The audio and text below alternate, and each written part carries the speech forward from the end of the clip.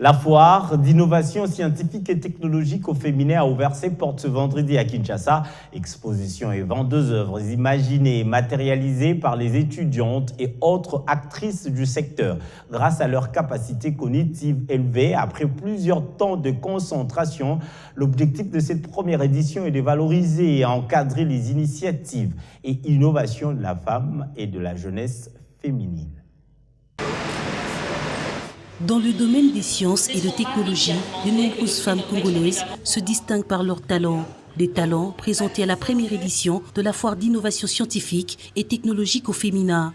Une rencontre qui vise à sensibiliser, valoriser, encadrer et promouvoir le potentiel de cette jeunesse féminine dans l'objectif de pousser d'autres jeunes à se lancer dans les filières des sciences, technologies, ingénierie et mathématiques.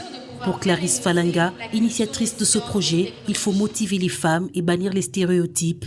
La Fondation Femmes et STEM se décide de sensibiliser, d'encadrer, de promouvoir et de valoriser le potentiel de cette jeunesse féminine afin non seulement de pérenniser la culture des sciences et des sciences et technologies, mais aussi de pouvoir créer ces maillons des femmes qui porteront le flambeau des sciences et technologies, qui changeront leur environnement, qui développeront leur nation et qui pourront changer le cours de l'histoire. Ayant forgé mon parcours dans le rock, je me dis de servir de maillon et d'appui pour cette génération montante. Cette initiative de la Fondation Femmes et STEM bénéficie du soutien de nombreux scientifiques. Intervenant à la conférence inaugurale, la scientifique Raïssa Malou a encouragé ses étudiantes en affirmant que le pays a besoin de plus de femmes dans les STEM pour son développement et ainsi changer le continent et le monde. C'est une occasion de mettre en avant justement ces femmes qui performent dans les STEM, donc les sciences, les technologies, l'ingénierie et les mathématiques. Et c'est très important parce que si on veut qu'il y ait plus de filles qui se lancent dans ces disciplines, il faut qu'elles aient des rôles modèles, c'est-à-dire d'autres filles et de femmes qui leur ressemblent. Et donc c'est bien de mettre en avant comme ça ces femmes qui sont dans ces disciplines pour que les visiteurs se rendent compte qu'il n'y a rien d'anormal de voir des femmes qui performent dans les domaines STEM.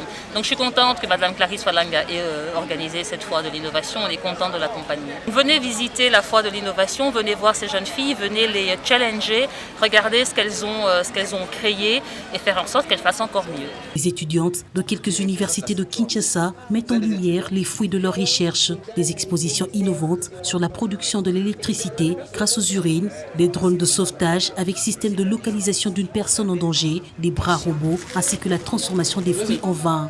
J'ai mis en place des systèmes d'extraction et de production de l'énergie électrique à base d'urine.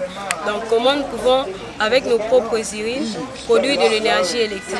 Les bras robots, en fait, c'est quelque chose, c'est un système éducatif, déjà pour nous. C'est un objectif de manière éducative et on l'a mis en place. C'est juste pour familiariser les jeunes dans le monde technologique. Ils appréhendent déjà tout ce qui est mécanique, électronique, programmation. Nous avons apporté plus une innovation à notre drone. Nous avons rendu un drone de sauvetage. Nous avons fait en sorte que notre drone ait un système de largage pour larguer la bouée à une personne qui est en danger. L'ASBL Femmes STEM compte étendre ce projet dans les autres provinces du pays pour répertorier toutes ces femmes qui évoluent dans ce domaine. Organisée dans la cour du collège Boboto, la foire d'innovation scientifique et technologie au féminin va durer 3 jours, soit du 20 au 23 août 2021.